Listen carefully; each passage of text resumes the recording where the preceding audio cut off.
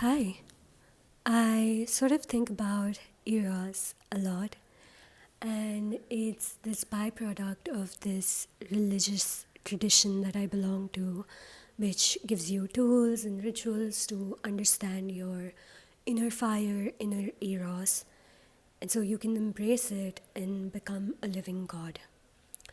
Now, I don't necessarily think you need to go down the same path as me or be from the same religious tradition of any sort um, in order to achieve the state of being a living God. Um, as we're living in this society, however, we do need to acknowledge and understand that the inner eros is flattening or becoming a little dim. Our lifestyles, our consumption patterns, and just that sort of alienation of physical light in our lives is putting us into this dull state of indifference and just making us really passive spectators of our own lives. And we're not even doing the spectating really well because it's not observation, it's just sort of being and not really acknowledging what's coming up. And so, because you have all of these issues, here comes in the distractions, the propaganda, and capitalism basically trying to sell you false hope in order to feel good about this dull state. I don't mean to get excessively political because we all know phones are bad, they're stealing our attention, and capitalism, evil, blah blah blah. And I do have a lot of empathy for people who are suffering right now and need certain tiny treats or luxuries in order to really feel good about themselves and feel like an escape from the daily grind. However, I'm here to tell you that the gold is within you. And if you put in a little bit of work in order to understand your inner fire, nurture it, embrace it, you will lead a lot, you will lead a life that is a lot more fulfilled and you'll feel satiated by life. Now, Tantra comes from two words, tanoti, which means to expand or diffuse, and trayati, which means to release or make free. Tantra is essentially a system to use the body and the breath. So the body becomes the yantra and the breath becomes the mantra, and together they're tantra. And so it's to use the body and the breath to become to come to the state of oneness and realize your existence as pure consciousness. And from this consciousness, all objects begin to arise. So, simplistically, this could mean breathing slower, being more observant of the objects of the mind, and just sitting very still, meditating all day. Then eventually you reach to that point when you observe your mind.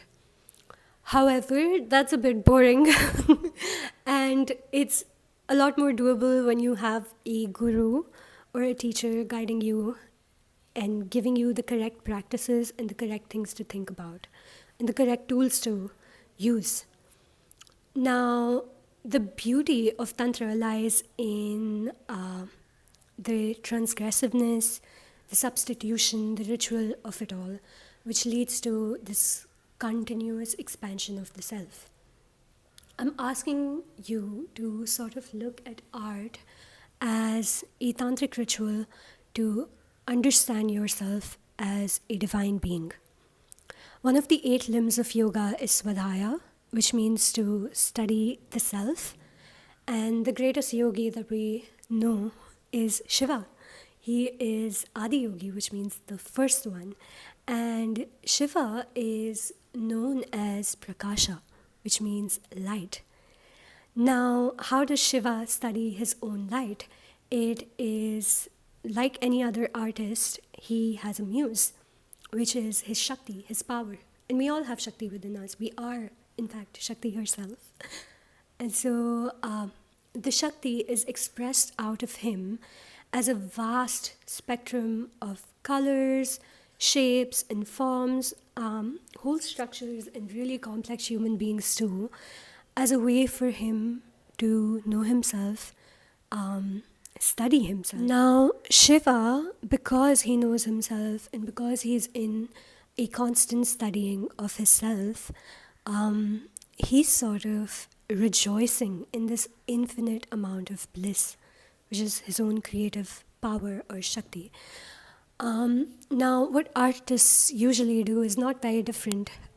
They study themselves through their expression, and they study the light that helps them sort of refine that expression and make it perfect in a lot of ways.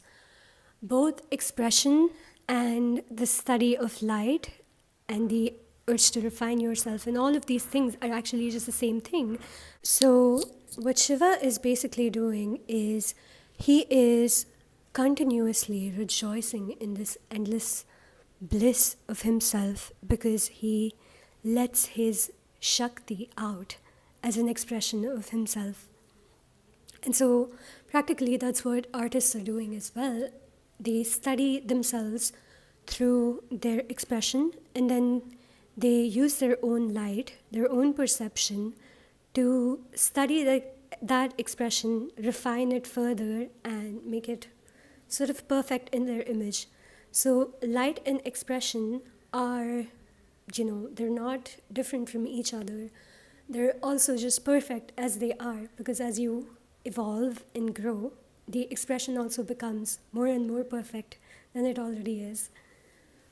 So the point of this video is that even if you're not religious or into tantra or spirituality of any sort, you should be interested in self-expression and also knowing yourself and observing yourself as a form of light itself. Because that's what you really are. It is that you are light, but in a spectrum of colors. And I say spectrum of colors because there are different potentialities. Those are the colors and different rasas that you can consume to have a full knowledge of yourself. And only when you have this sort of, eros that is not dull and it gives you this full sense of expression, you're able to understand your desires, your motivations, and have this clarity about life. Because right now what's happening is, because we're so dull in terms of understanding our eros, or just there's a dimming of the eros itself, you kind of begin to, live in this cage of things that you consume and collect. And even like the sweet feelings you get from buying and, taking in things and collecting all of these love objects, as Eric Fromm puts it, they don't satiate you at all. Like they're just, it feels like nothing at the end of the day. My guru, she says this very often, that we're all just seeking the end of seeking.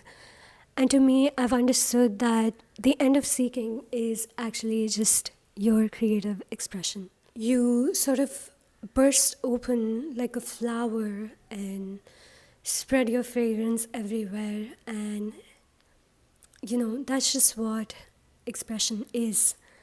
It doesn't have to be like the traditional form of painting, writing, poetry, all of those arts.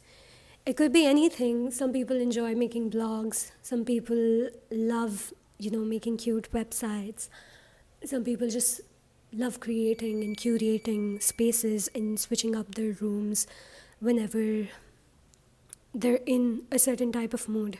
I do this quite often, where I rearrange the things in my room, change the colors based on like the books I have or new objects that I've collected and, sort of been gifted and all of those things. And I truly feel like you don't need to buy anything new to, you know, have that complete sense of change.